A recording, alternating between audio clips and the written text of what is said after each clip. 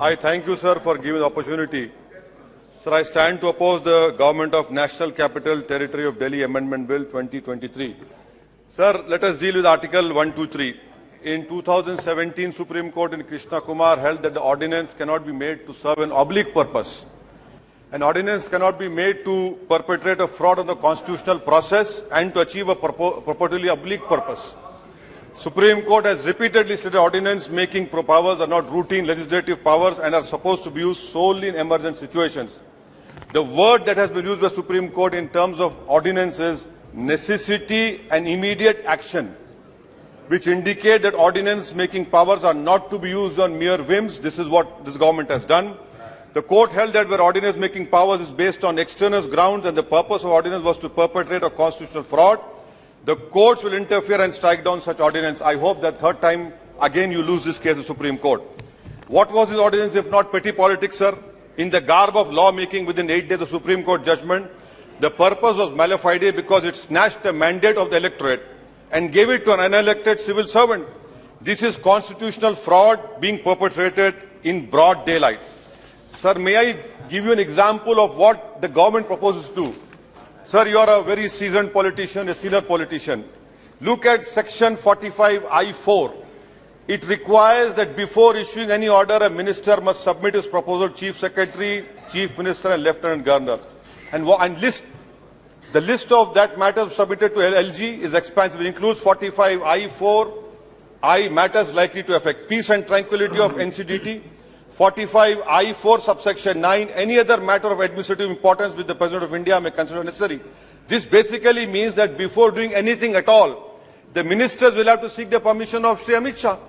What use having a minister at all?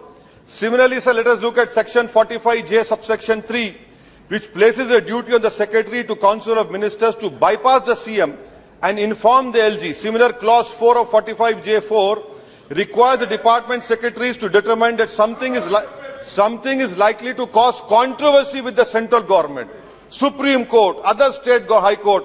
Once they have determined it, they are required to report to LG. The CM is a showpiece. He's a showboy over there. Now, section 45J subsection 5, the Chief Secretary is required to ignore the order of the CM Minister, report to LG anything he determines the violation of the Act. Violation of the Act, you go to court. And that is why we have in our Constitution article, sir, you want to speak? Please. Sir, that is why in our Constitution we have Article 311. Every legislation says that if a civil servant doesn't act in good faith, he is protected. But you are saying that, oh, if you should determine what is violation, then why do we have courts? Let us go close down the courts. Sir, another example I want to give you. In the recital to the ordinance says that ordinance wants to ensure that the will of the officer of GNCD is represented. Sir, officers have no will of their own. The only will that matters in our democracy is the will of the people that is expressed through elections. This bill which you have brought is horrible, absurd, sir. I mean, this is patently absurd and horrible. Now, sir, it violates the principles of federalism. Why I say elected government is being provided for, but the administrative officers under it are answerable to the union government. To an elected appointee. Principle of federalism clearly applies in this. You have an elected government.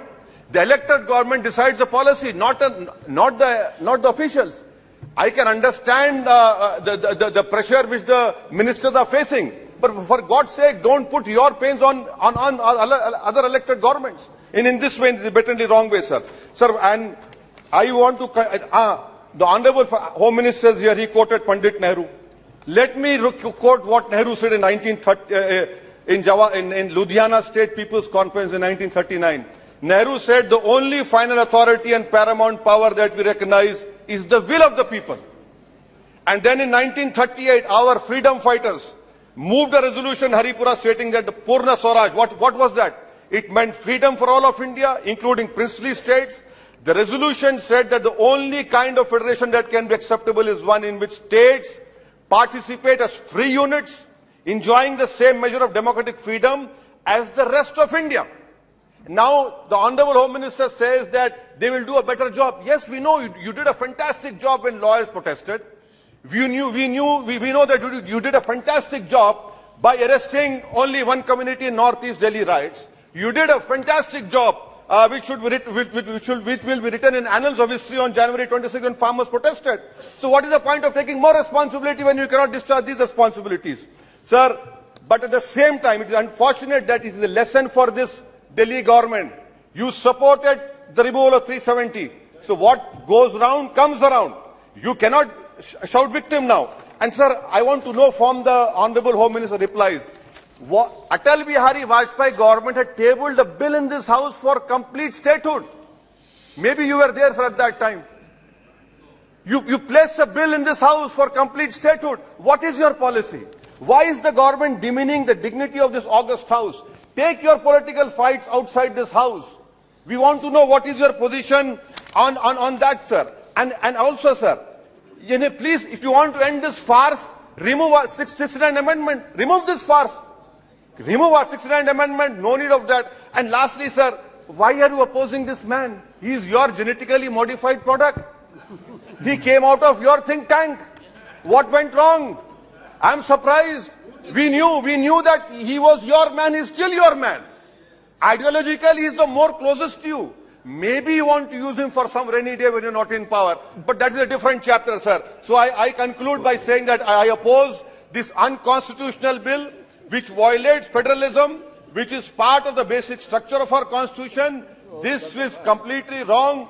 It will, and moreover, I am warning all regional parties that day is not far when Bengaluru, Chennai, Hyderabad or Mumbai can become union territories. Let us be careful. Thank you, sir.